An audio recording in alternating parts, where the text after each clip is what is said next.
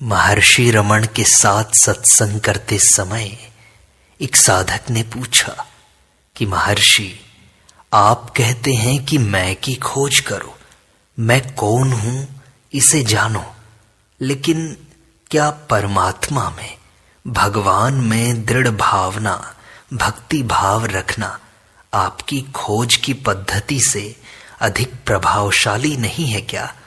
भक्ति भाव विधेयात्मक है, जबकि आपकी विधि निषेधात्मक है। इसमें किसको हम प्रधानता दें? तब महर्षि ने कहा, जब तक तुम यह जानना चाहते हो कि साक्षात्कार कैसे करें, तुमको अपने आत्मा को खोजने का परामर्श दिया जाता है। तुम्हारा पद्धति को खोजना अलगपन का द्योतन करता है। महर्षि, क्या यह ठीक नहीं होगा कि मैं कौन हूं इसकी अपेक्षा हम कहें कि मैं परब्रह्म हूं ऐसा? इसकी पुष्टि कौन करता है तुम्हारे अंदर? उसे करने वाला कोई एक तो होगा ही ना। उस एक को खोज लो। कौन तुम्हें कहता है कि मैं कौन हूं इसकी खोज की बजाय मैं परब्रह्म हूं ऐसा उचित है? कोई तो सोचने वाला होगा, उसको ही तुम ढूंढने का प्रयास करो। महर्षि, क्या खोज की अपेक्षा ध्यान श्रेष्ठ नहीं है? ध्यान में मानसिक आकृति विशेष का भाव होता है, जबकि खोज परम सत्य के लिए की जाती है। ध्यान पदार्थनिष्ठ होता है, जबकि खोज आत्मनिष्ठ होती है। महर्षि, क्या इस विषय के प्रति कोई वैज्ञानिक दृष्टिकोण नहीं है? असत का त्याग तथा सद्वस्तु की खोज वैज्ञानिक ही तो है। महर्षि, मेरा आशय यह है कि धीरे धीरे निरसन हो, पहले मन का, फिर बुद्धि का, फिर अहंकार का, ऐसे। आत्मा ही सत्य है, अन्य सब मिथ्या है। मन तथा बुद्धि तुमसे पृथक नहीं है। महर्षि, यह देह चेतना क्या है तथा यह खुद की खोज में कैसे सहायता प्रदान करती है? देह चेतना क्या है? पहले हमें यह बताओ, चेतना से पृथक तुम कौन हो? चूंकि देह चेतना है, देह का आधार बनता है जो मैं चेतना से उदय होता है, और इसका उदय चैतन्य से है। तो चैतन्य से उदय हुआ मैं से उदय हुई देह चेतना, और देह चेतना से उदय हुआ देह। शुद्ध चैतन्य ही सदैव विद्यमान है, तथा इसके अतिरिक्त कुछ भी तो नहीं है। जिसे अब तुम देह चेतना मान रहे हो, वह अध्यारोपण के कारण है।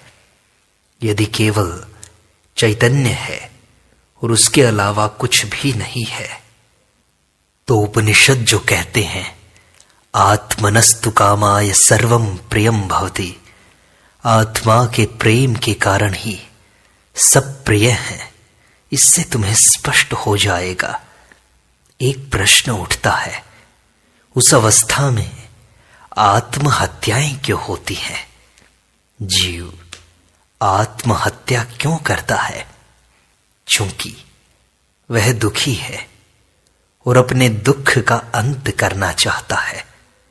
वह वास्तव में ऐसा करके अपनी देह से अपना संबंध विच्छेद करता है, जो सारे दुखों की जड़ है।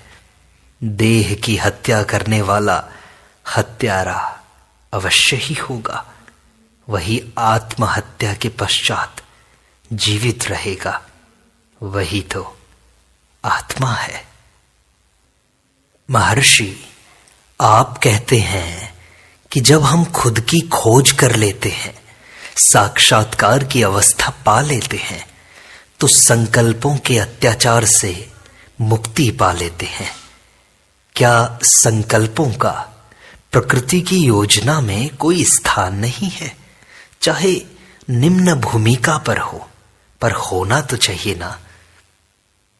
संकल्पों का उदय मैं भाव से होता है, जो स्वयं आत्मा से उदय होता है।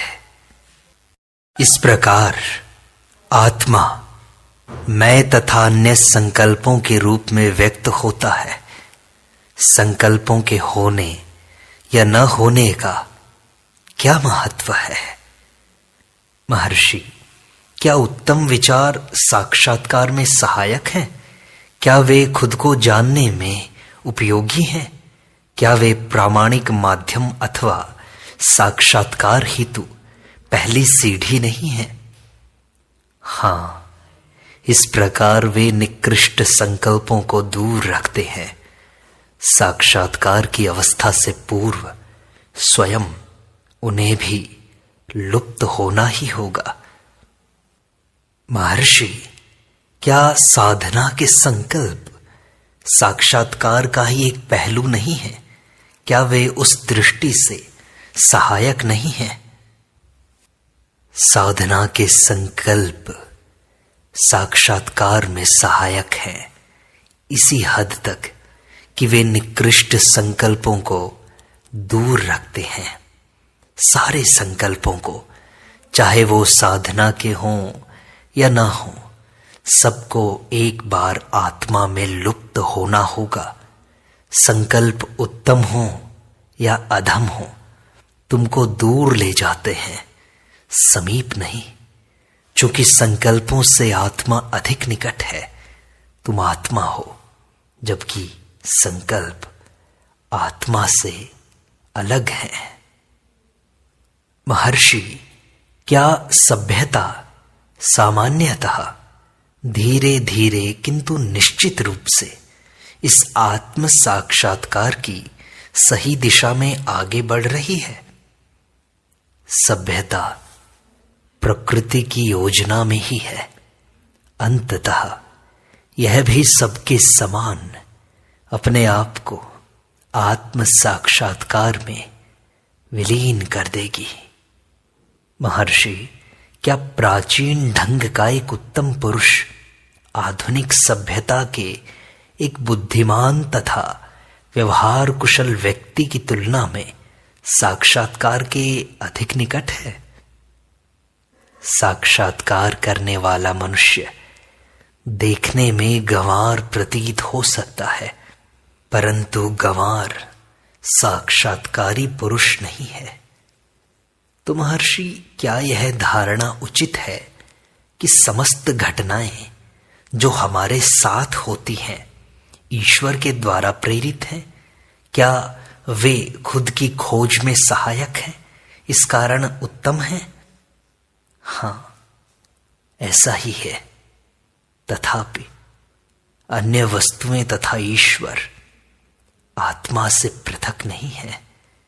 यदि तुम आत्म भाव से रहो तो इनका संकल्प भी क्यों उत्पन्न होगा? महर्षि, क्या खुद की खोज में क्या बाह्य साधनों का उपयोग आध्यात्मिक दृष्टि से उचित है? आत्मा का शरीर से तादात्म्य करना ही तो भूल है।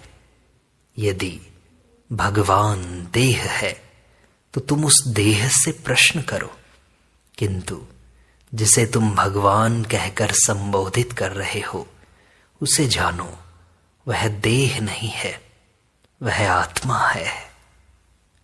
महर्षि, खुद की खोज में आत्म साक्षात्कार में क्या क्या बाधाएं हैं? कुछ लोग कहते हैं कि वे 9 बाधाएं हैं। उनमें से एक सुषुप्ति है। सुषुप्ति क्या है? वह केवल जागृति की विरोधी है। सुषुप्ति जागृति से स्वतंत्र नहीं हो सकती। सुषुप्ति शुद्ध आत्मा है। यह मत समझो कि तुम जागृत हो। न सुषुप्ति हो सकती है, न अवस्था त्रयी ही। आत्मा को भूलकर ही तुम कहते हो मैंने स्वप्न देखा। क्या आत्मा के अभाव में किसी वस्तु का अस्तित्व संभव भी है? तुम उसे क्यों छोड़ते हो और अनात्मा को क्यों पकड़ते हो? ज्यों ही मन बहिर्मुख हो, उसे तभी तुरंत अंतर्मुख करो। अपने से बाहर आनंद खोजने के स्वभाव के कारण यह बाहर जाता है। बाह्य वस्तुएं प्रसन्नता का कारण नहीं है। यह ज्ञान मन को संयमित रखता है। यही वैराग्य है। पूर्ण वैराग्य के उपरांत ही मन सुस्थिर हो जाएगा। मन केवल ज्ञान, अज्ञान अथवा सुषुप्ति जागृति का सम्मिश्रण है। यह 5 प्रकार से कार्य करता है।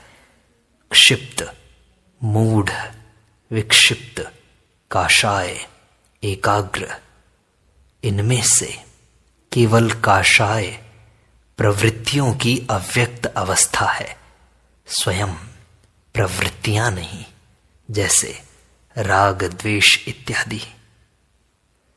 तुम स्वयं आनंद हो तो उसका उपभोग यह कहते हुए क्यों करते हो, आहा कैसा आनंददायक है, यह रसास्वाद है। महर्षि शास्त्रों में कहा है कि स्वयं जीवन मुक्ति आनंद ही है। शास्त्रों की बात मत करो। जीवन मुक्ति क्या है, आनंद क्या है? मुक्ति स्वयं संदेहजनक है। ये समस्त शब्द क्या है? क्या ये आत्मा से स्वतंत्र हो सकते हैं? जिसका अस्तित्व नहीं है उसका अस्तित्व कभी नहीं होगा। जिसका अस्तित्व है वह नित्य सिद्ध है, अभी है, यही है, और यह सनातन नियम है। मन की खोज करके उसकी शक्ति को नष्ट कर दो। मन की परीक्षा करने से उसकी क्रियाशीलता स्वतः समाप्त हो जाती है। मन की खोज करने की एक अन्य पद्धति है। स्रोत, ईश्वर, आत्मा अथवा चैतन्य कहा जा सकता है।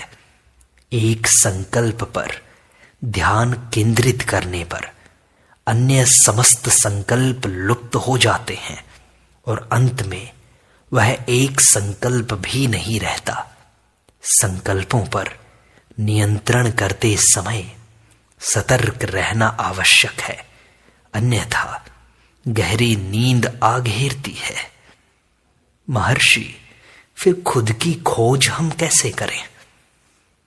प्राणायाम साधन में सहायक हो सकता है, किंतु केवल प्राणायाम स्वयं लक्ष्य नहीं है। यह करते समय मन में सतर्क रहने की सावधानी रखो तथा मैं भाव को स्मरण करते हुए इसके उद्गम की ओर लक्ष्य रखो। तब तुम जानोगे कि जहां श्वास अस्त होने लगता है वहां मैं भाव उदय होता है। उनका उदय और अस्त साथ साथ होता है। श्वास के साथ मैं भाव भी अस्त हो जाता है। साथ ही साथ एक अन्य ज्योतिर्मय तथा निस्सीम मय प्रकट होगा जो निरंतर है, अखंड है। यही लक्ष्य है। उसके अनेक नाम है, ईश्वर, आत्मा, कुंडलिनी शक्ति, चैतन्य इत्यादि। जब प्रयास करोगे तो वह स्वयं तुम्हें लक्ष्य तक ले जाएगा। मन संकल्पों का समूह है। संकल्प इसलिए पैदा होते हैं कि वहां चिंतन करने वाला है। चिंतन करने वाला अहंकार है। अहंकार को खोजोगे तो यह स्वतः ही लुप्त हो जाएगा। अहंकार तथा मन एक ही है। अहंकार मूल संकल्प है जिससे अन्य समस्त संकल्प उत्पन्न होते हैं। महर्षि, जब हम खुद की खोज करते हैं तो ऐसी स्थितियां आती हैं कि बाहरी दृश्य जैसे स्पष्ट दिखाई नहीं देते, तथापि अपने लिए कोई स्पष्ट महत्व न रखते हुए उनका अस्तित्व विद्यमान रहता है। मन में गहन शांति रहती है। क्या यह समय आत्मा में डुबकी लगाने का होता है, खुद में स्थित होने का होता है? इसे कैसे समझें? मन में जागृति के साथ शांति है। वस्तुतः यही वह अवस्था है जिस पर लक्ष्य रखना है। इस जानकारी के बिना कि यही आत्मा है, जो प्रश्न इस विषय पर किया गया है, उससे प्रतीत होता है कि यह अवस्था स्थायी नहीं है, अपितु कभी कभी आती है। बहिर्मुखी प्रवृत्ति की अवस्था को पलटकर मन को अंतर्मुखी करने की अवस्था हेतु डुबकी लगाना शब्द उपयुक्त है, क्योंकि बाहरी सतह से नीचे डुबकी लगाना है। किंतु जब गहन शांति चेतना में बिना बाधा डाले व्याप्त हो, तब डुबकी लगाने से क्या प्रयोजन है? यदि उस आत्मा का उस अवस्था में साक्षात्कार न हुआ हो, तब ऐसा करने के प्रयास को डुबकी लगाना कहा जा सकता है। तब उस अवस्था को साक्षात्कार अथवा डुबकी लगाने के लिए उपयुक्त माना जा सकता है। इस प्रकार दो अंतिम प्रश्न आवश्यक हैं। महर्षि, फिर खुद की खोज कैसे संभव हो सकती है? ध्यान दो, पूर्ण आत्मा से अग्नि की तरह एक चिंगारी निकलती है। इस चिंगारी को अहंकार कहते हैं। अज्ञानी व्यक्ति का अहम भाव उदय होते ही किसी दृश्य से तादात्म्य कर लेता है, वस्तुओं को अपना बना लेता है। उसने वस्तुओं से जो तादात्म्य कर लिया है, फिर वह उनसे छूट नहीं पाता। यह मिलाना ही अज्ञान है, जिसका नाश करना हमारे सारे प्रयासों का लक्ष्य है। यदि उसकी तादात्म्य की प्रवृत्ति को समाप्त कर दिया जाए, तो वह अहंकार शुद्ध रहता है और अपने मूल स्रोत आत्मा में विलीन हो जाता है। शरीर के साथ मिथ्या तादात्म्यता को ही देह आत्म बुद्धि कहते हैं। इसके नष्ट हो जाने पर ही खुद की खोज संभव है, उत्तम परिणाम आने लगेंगे। तो महर्षि, इसको नष्ट कैसे करें फिर?